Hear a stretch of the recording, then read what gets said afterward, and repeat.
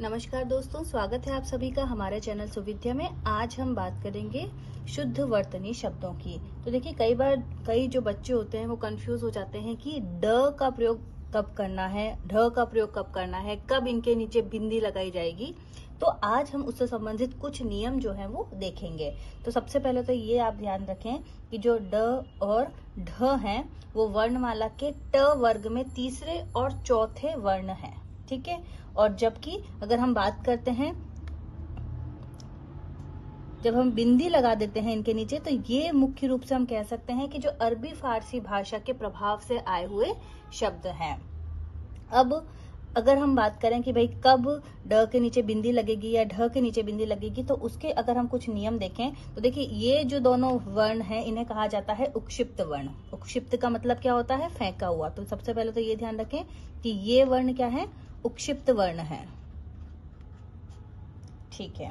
चलिए, और उक्षिप्त का मतलब ये होता है कि जब भी इनका उच्चारण किया जाता है तो मुंह से जो हवा निकलती है उसके साथ जीभ का प्रयोग भी कुछ झटके के साथ होता है। तो ये सबसे पहले तो कुछ महत्वपूर्ण बातें हो गई।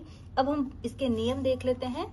तो किसी भी शब्द के प्रारंभ में ड या ड़ वर्ण का प्रयोग नहीं होता है। यानी अगर आप किसी भी शब्द की शुरुआत कर रहे हैं और उसमें अगर ये दोनों वर्ण आते हैं, तब आप ध्यान रखें कि इसके नीचे बिंदी नहीं लगेगी, ठीक है। बिंदी का प्रयोग नहीं करना है।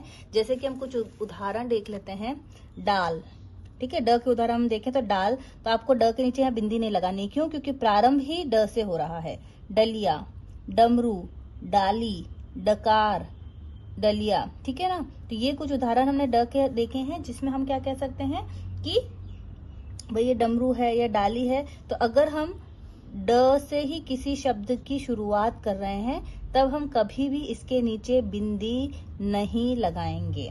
इसी प्रकार ढ की अगर हम बात करें तो ढ के उदाहरण में भी अगर शुरुआत ढ से ही हो रही है, तो इस प्रकार के जो शुरुआत का जो वर्ण है उसमें बिंदी का प्रयोग नहीं होगा। जैसे कि ढाल, ढोलक, ढक्कन, ढूंढना। देखिए, अब ढू में पहला वाला जो ढ है वह वहां पर बिंदी नहीं लगेगी, लेकिन सेकंड अगर आ रहा है तो वहां पर बिंदी लग सकती है। हम अगले नियम में ये बात करेंगे।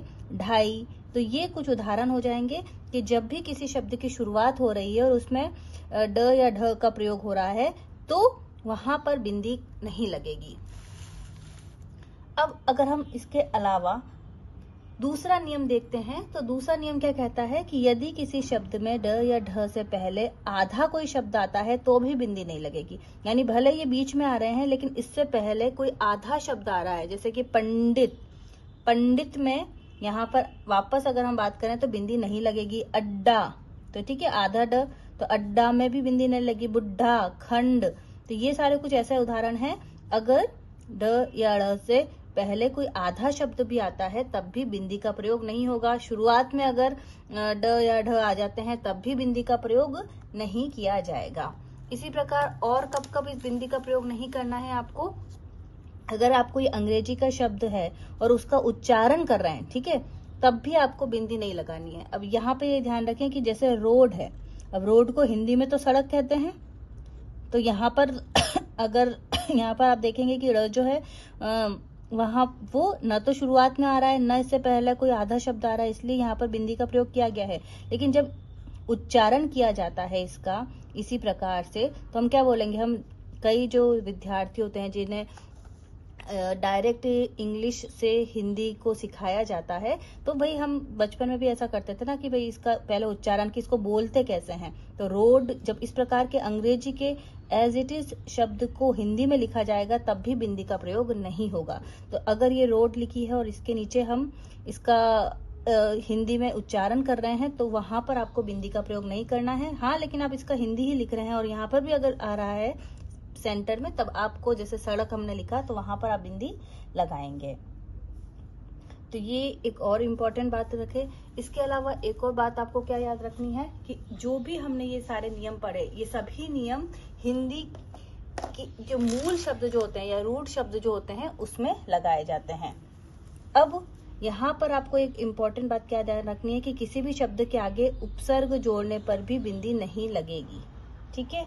तो अगर उपसर्ग जोड़ा जा रहा है, जैसे कि मैंने यहाँ पर एक उदाहरण लिखा है डर, अब ड से शुरुआत हो रही है, ड से शुरुआत हो रही है और हमें पता है कि इसके मूल शब्द हमारे पास आ गया है।